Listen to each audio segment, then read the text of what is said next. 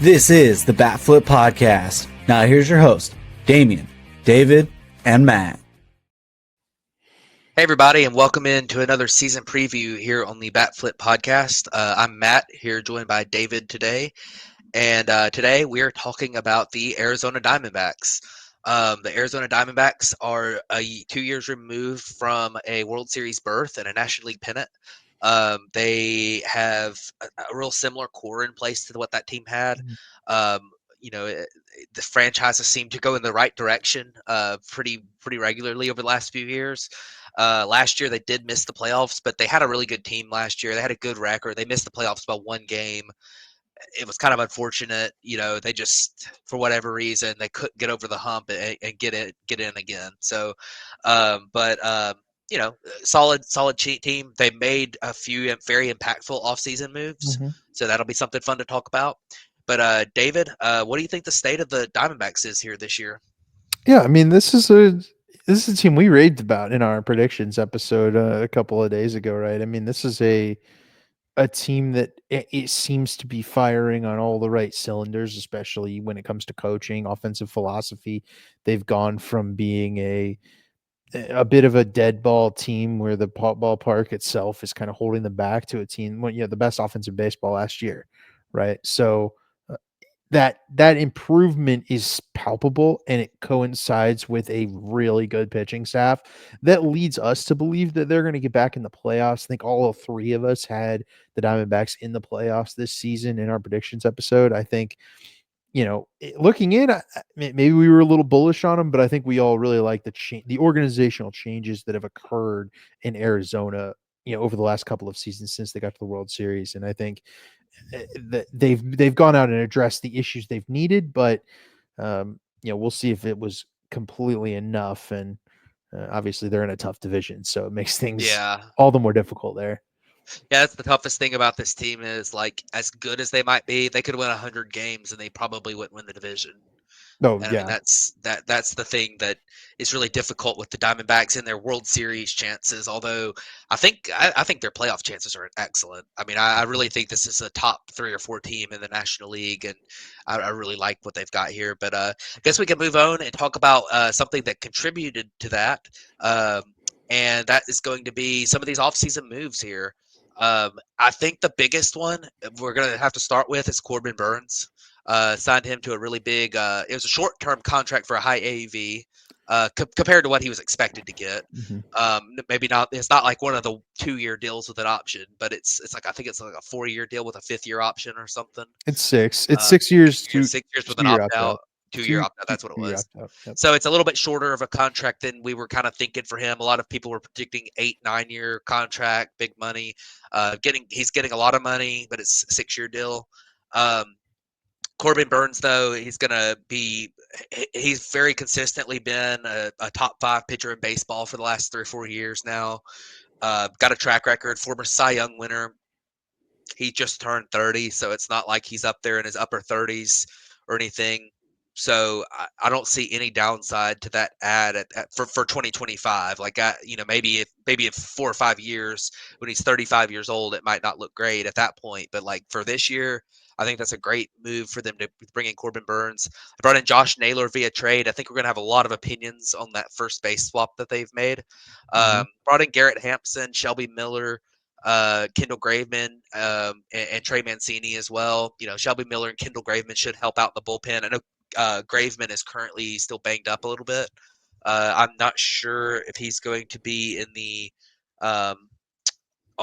ready for opening day. He had some back issues, and it sounds like he's probably not going to be ready for opening day, but he probably won't miss a ton of time. But Shelby Miller is going to most likely be in there. He was a non-roster invite, but I mean, he's listed on Fangraphs as currently being projected to be in their bullpen. And then Garrett Hampson and Trey Mancini, or Hampson's a bench option that can run, and Trey Mancini is a former good player who maybe he figures something out again. I mean, the fall off for him was pretty rapid, and I think everyone is pulling for Trey Mancini to do well because of his past and the things he's had to deal with in his life. But I guess David, if you want to talk about Corbin Burnes, you got anything to add on him? This is a bona fide playoff starter and a bona fide like deep game starter too. I think there's almost needs to be a separate category for pitchers that can go into the seventh and eighth inning these days because there's really not very many of them. Last year, I think the only pitchers to go into the seventh inning in a playoff game were him, Zach Wheeler, and Garrett Cole, which that's kind of it makes sense, right? Like those are the guys that you think of when you think of kind of the like a true starting pitcher these days. And I just think given the way his free agency developed, the Diamondbacks striking here was just an excellent moment. Like it's the type of thing that a team looking to take the next step needs to go do every single time because teams are going to overthink it, right? We're sitting here bandying about, oh, well, is Corbin Burnes worth X money, X money? The Diamondbacks are like, look, dude, come pitch for us for 2 years. You can opt out if you want. We'll pay you the rest of it if you need. But I mean, we want to get you on board because you might be the ticket we're missing to go to the World Series and win it this time. And that alone, I think, is worth the cost of admission. That's a guy that Corbin Burnes believes himself. He's a playoff starter. He's a big game starter. He's always going to be a good pitcher. I think he's got the arsenal to do it. We've seen, a lot of people are saying, oh, there's some issues with this stuff. There's, Damien and I looked into this. I really don't believe any of it. I think Corbin Burnes is just going to be a really good starter that can adjust because he has so many good pitches. He's got good velocity. It's not like any of these things are declining, and he'll make those adjustments as needed. And with a team like Arizona with good development, they're going to get there. So yeah, Corbin Burnes is such a great addition that it obviously dwarfs everything else that happened here, but it's worth mentioning in this light because it's the type of thing that can very easily propel the Diamondbacks to a deep playoff run. Yeah, absolutely. And I guess the other big addition here to note is Josh Naylor. Brought him over in a trade from the Guardians.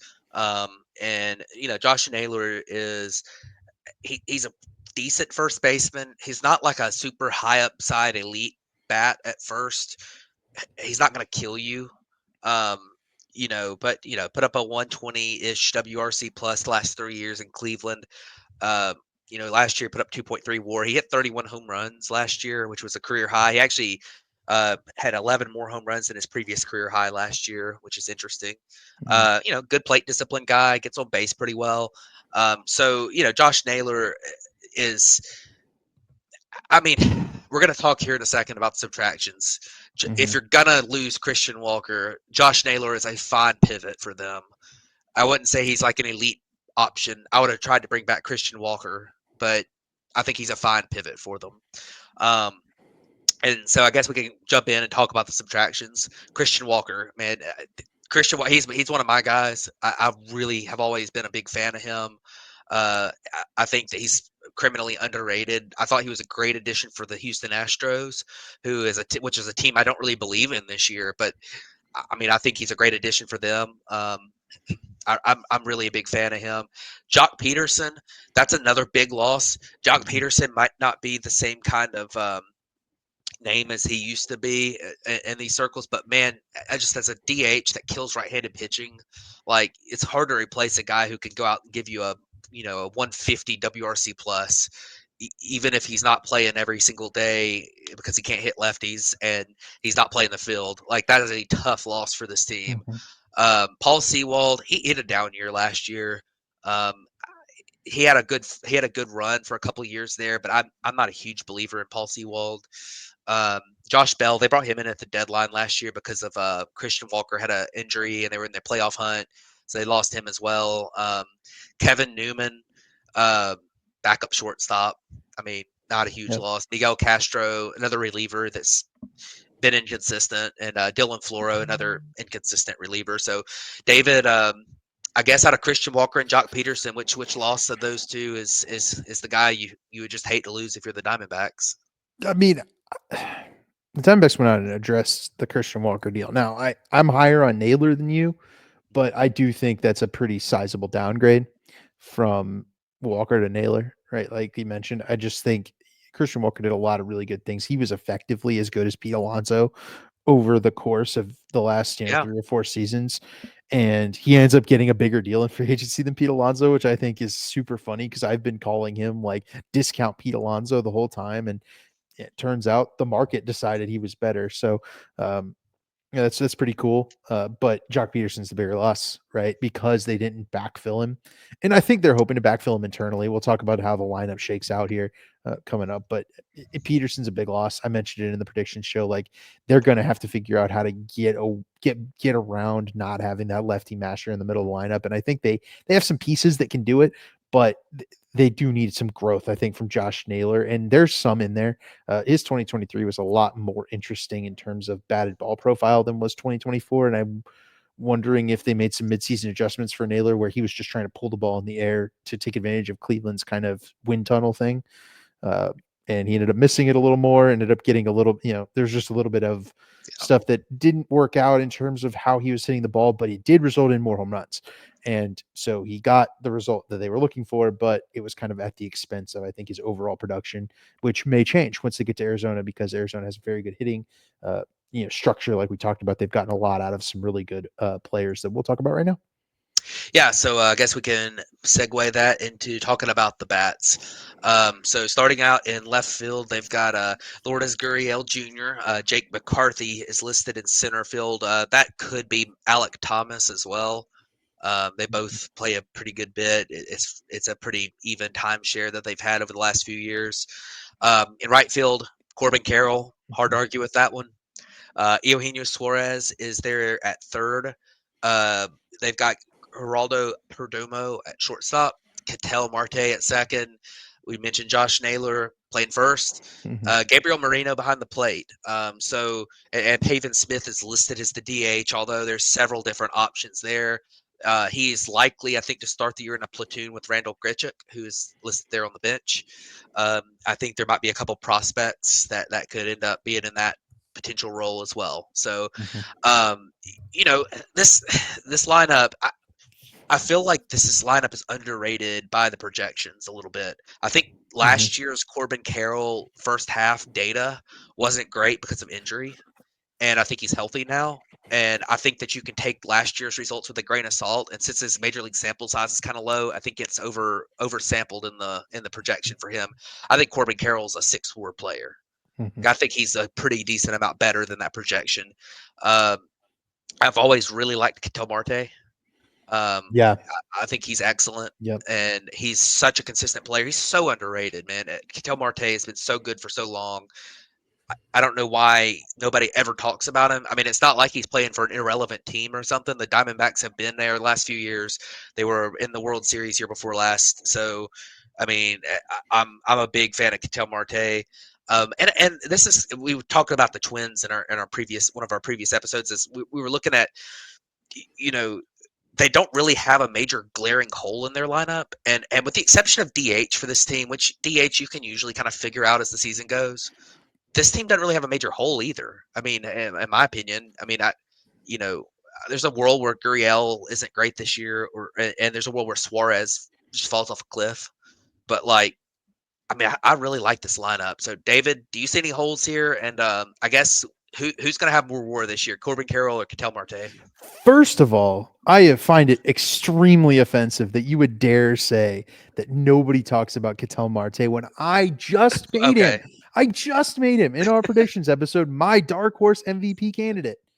I talk about Corbin Carroll right here. You're sitting with him. Yeah. I talk about Corbin Carroll. That's why you should listen to us and not other people who don't talk about Corbin Carroll. Very true. Or Ketel Marte, not Corbin Carroll. Lots of people talk about Corbin Carroll.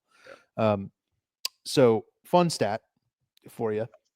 Because you were mentioning how DH might be like the hole on this team. Randall Grichuk last season had a 151 WRC plus against left-handed pitching and a 116 WRC plus against right-handed pitching in his limited chances there. I mean, he might just be the DH, honestly. Like, I'd probably just put Randall Grichuk. They had a 139 WRC plus last year. And when I'm talking about like the organizational philosophy changes that are allowing for these players to perform really well, that's a 40% increase for Randall Grichuk. And then the other guy I wanted to pull up was Eugenio Suarez, who had a massive resurgence. I thought Eugenio Suarez was done. I thought, he had been in Seattle for a little bit.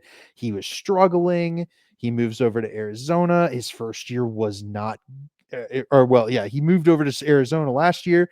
115 WRC plus, 30 homers. He was back. Like, it was vintage Eugenio Suarez. A guy that plays good defense at third base. He's typically very reliable. He was 3.8 WAR. I mean, if you want an underrating of the projections, right? Even though Eugenio Suarez is hitting 33 right now, his last 3 seasons were 4.3 WAR, 3.5 WAR, and 3.8 WAR. Like, I mean, I'm penciling him in for at least 3.5, probably 4. It's possible. Like, he's a good defender. He hits the ball really hard, gets home runs. Like, that's probably the most underrated player on this whole entire team. And these are a lot of really good players. I'm always a fan of Lourdes Gurriel Jr. He's a guy who just hits for contact, but he's not going to wow you in left field. He's not going to accrue that WAR, but he's a valuable player to have in your lineup.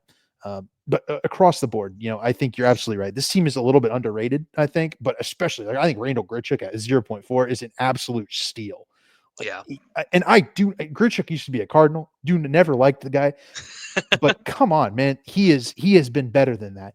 And you're right. The projections are underrating this team. I still think this is a very good offensive team with a great philosophy. They're getting more out of everybody, and you have to pencil that in for just about everyone in this lineup. Yeah, absolutely, and I think that's a good way to put it. They're getting more out of everybody, and they have been the last few years here. I guess we can mention the other bench guys. Jose Herrera's backup catcher. Garrett Hampson is going to steal bases when they need him to. Alec Thomas, we talked about him a little bit. Could play center field instead of McCarthy at times. Maybe platoons a little bit with Gurriel Jr. in left. We'll see. And then the prospects to know, they've got a few real interesting ones here. Adrian Del Castillo is a really solid catching prospect who might end up having to play more, first base. He's not really the best defensive catching prospect out there. Probably going to end up being in one of those roles of plays first base, or play DHs a lot, and then maybe he's the backup catcher, something like what Mitch Garver's kind of done the last few years. And he had an excellent season in AAA last year. At the big league level, he struck out a lot, and that's something that has hampered him a little bit in the past. But last year at AAA, his kid cut his strikeout rate well under 20%. So if he can kind of just get settled to the big league level, he could be a name to know for DH as well. Jordan Lawlar is a former top draft pick. I believe he was the number 6 pick in the draft, but he was kind of a consensus top 2 prospect in that draft. He just dropped because of signability and whatever. Jordan Lawlar is interesting. I know David's not a huge believer. I'm a quasi believer. I probably believe a little bit more than David. Damien's a big guy on Jordan Lawlar. I'm not quite the same level as Damien of a believer. We'll see what he's able to do. At worst, he's a solid defender and he can play shortstop, so that's really nice. But there could be some swing and miss issues there for him, and also health. Tommy Troy Troy's another kind of interesting prospect here. Another middle infielder. He was a first round draft pick as well. And then Ryan Waldschmidt was a first rounder this past year, and he's a interesting high on base outfield type. So we'll see if he ends up making some noise this year. He's kind of one of those high floor, close to big league ready types coming out of college. So he might end up making some getting close to the big leagues here in 2025. So, interesting pool of prospects. They got some depth. This farm system's still pretty decent, even after some graduations and trades and everything. So, I like this lineup, and I guess we can move on to the pitchers, which I really like this pitching staff too. We talked a lot about Corbin Burnes. He's there's their ace. He is an ace. Zac Gallen there. I mean, Zac Gallen's pitched like an ace for the better part of his career. I really like Zac Gallen. Think he's excellent. Merrill Kelly. I think Merrill Kelly's really underrated. He's only projected for 1.5 WAR, it looks like, and I think that's kind of crazy. I know last year he wasn't quite the same, but part of his issue last year was just a bad luck on home run balls, on home runs, per fly ball. I think that his numbers were real similar across the board to what they had been in 2022 and 2023 to what they were last year. It's just he had a little bit of bad luck. And he missed some time. He missed a some bunch of time time. too. He only pitched 73 innings last year. So Eduardo Rodriguez, I still think he's fine. Like he's not, Yeah. you know, as a number 4 pitcher. I mean, Eduardo Rodriguez has been a real consistently good pitcher for a while. Last year wasn't great, but he only pitched 50 innings. He dealt with a lot of issues last year, injury wise. So I kind of throw out last year's results, but 2023 he had a 3.30 ERA in 152 innings. If he can put up something along those lines, or maybe not even quite that good, but a 3.7 ERA and 150 innings, then that's perfect for number 4. And then I really like Brandon Pfaadt too. I think his stuff. I still like his stuff. I think he's got a chance to be really good. Just last year his peripherals were really good. I know his big league numbers ended up at his ERA ended up being a little bit elevated, but his peripherals were really good. I like Brandon Pfaadt. So I mean they're 5 in their rotation here is really good. And you also, you can see over in the bullpen, long relief, they got Jordan Montgomery still too. And he's one of those guys that had a really weird year last year where he, signed really late and didn't really get the normal build up. And I think that could have affected him last year as well. So David, to talk about the rotation a little bit, what do you like here? Do you have any concerns about any of these kind of bottom 3 in the lineup in this rotation? I really don't. I mean, you mentioned the depth, right? I mean, they've got good like Ryan Nelson is a starter in 25 rotations. Like, that's a guy that should not be in the AAA. He's going to start the season in AAA just out of a roster crunch. And that's, good for him, right? But that's enough. They have so much depth in terms of, we talk about depth at a bunch of these and how, a lot of teams have had really good depth. This is probably the best depth, I think, of a rotation in baseball. At least we've talked about this to this point.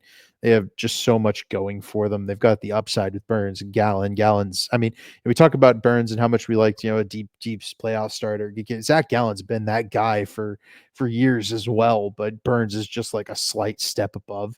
And having now Gallen as your number 2, I mean, Gallen's probably the best 2 in baseball. And, he's going to be a free agent at the end of this year. I would not be surprised if he has a big platform year.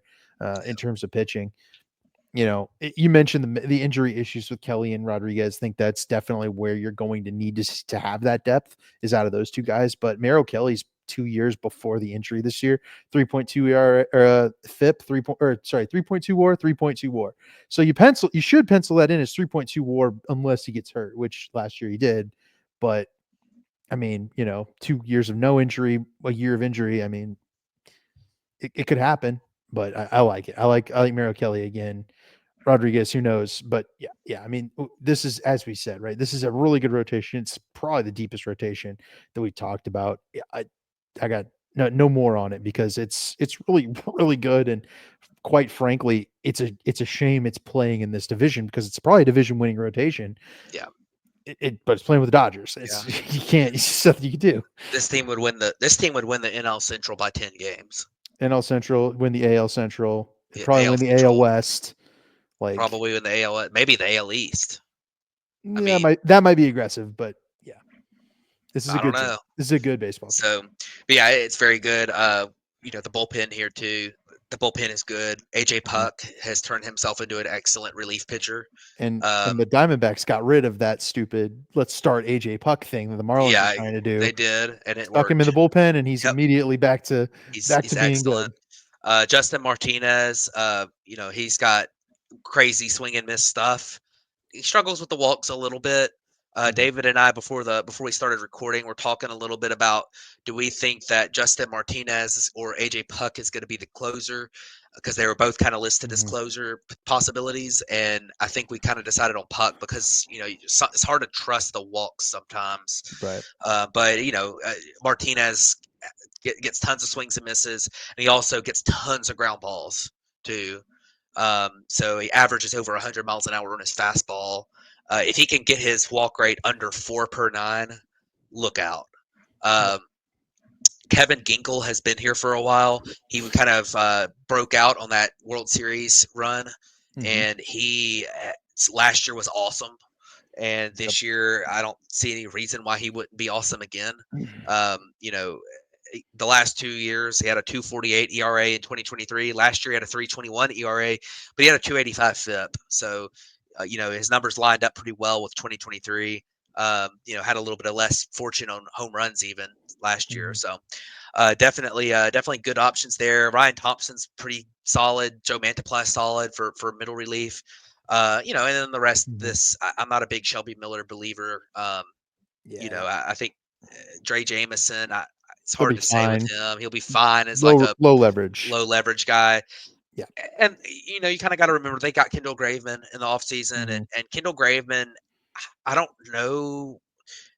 I don't know that I'm a believer in Kendall Graveman this year, even when he comes back, but he's already banged up. He's already got a back issue. Didn't pitch last year. In 2023, when he pitched, his ERA was good, but he really had some pretty alarming red flags in his profile. Yeah. So we'll see if they figure something out with him. Relievers are volatile, and Kendall Graveman has been a really good reliever before. So we'll see if they figure something out with him. But he's not. I wouldn't count on him as being a top end option here too. But David, anything stand out in the bullpen here? The briefest of thoughts, since we're running low on time, is you do have a couple of guys who struggle a little bit with control, and Puck and Martinez at the back end, but that's Ginkel's best trait is he doesn't walk anybody. So it's such a great little three-headed monster back here because you can slot Ginkel in if the other two are struggling, as the closer and drop them down and leverage a little bit. You mentioned, I think Graveman slots in great as a middle relief option for this team. The whole bullpen is very solid. It's not the best we've seen. We talked about a better one tonight. You'll probably have seen that one earlier, but it's a good bullpen. Definitely solid. Definitely one that can be improved at the deadline with trades. So I feel strongly that this is a playoff bullpen that can get it done, and we've seen him get it done already in 2023. All right, real quick outlook. Over under win total is 86.5. David, over or under that win total? Over. Yep. Easy. We talked about them like they're a playoff team the whole time. You mentioned you think they'd win the AL Central, they'd win the AL Central. That means this is a 95 win ball club in our minds. Yeah. They won 89 last year. I mean, they're at least as good as they were last year. I think they're improved in the pitching staff, and they're a little, maybe just a teensy bit worse in the offense, but that can be addressed. They went out and addressed it last year. They got Josh Bell at the deadline. They could definitely add a bat of that caliber, maybe better this year. They've got prospects available. This is a team that's definitely on the rise. Yeah, this is a win now type of season. I'd be shocked if they won less than 90 games, and that's way over this over under. So yeah, this is an easy over. I took way under on the Padres in this division, so I think I'm going to replace that way under with way over for the Arizona Diamondbacks. I think they're going to win at least 90 as well. I really like this roster. I like this team. I like how they're built. I'm just a big fan of what they've got. And, I think their other odds here would be a lot higher if they were in a different division and not facing not having to deal with the Dodgers. So their odds to make the playoffs, they are a favorite to make the playoffs, minus 125. Odds to win the NL West, plus 550 because of the Dodgers. Right. Odds to win the World Series, plus 2,500 because they'll be playing in the Wild Card Series because of the Dodgers. Yep. So we'll see what happens. I love this team. I think they're going to be very good this year. They're going to be exciting to watch. David, do you have any final thoughts on them? Yep. Same as you. This is a good team. This is a fun team, a watchable team. And this is a team that shows what you need to be doing in free agencies. Go out and pick a guy, make him your guy at all costs, no matter what. They did that with Corbin Burnes, and I feel like he's going to lead him to a wild card berth and a long playoff run. All right. Well, that'll wrap it up for us here. Don't forget, like, comment, subscribe. Appreciate y'all for tuning in, and we'll catch you on the next one.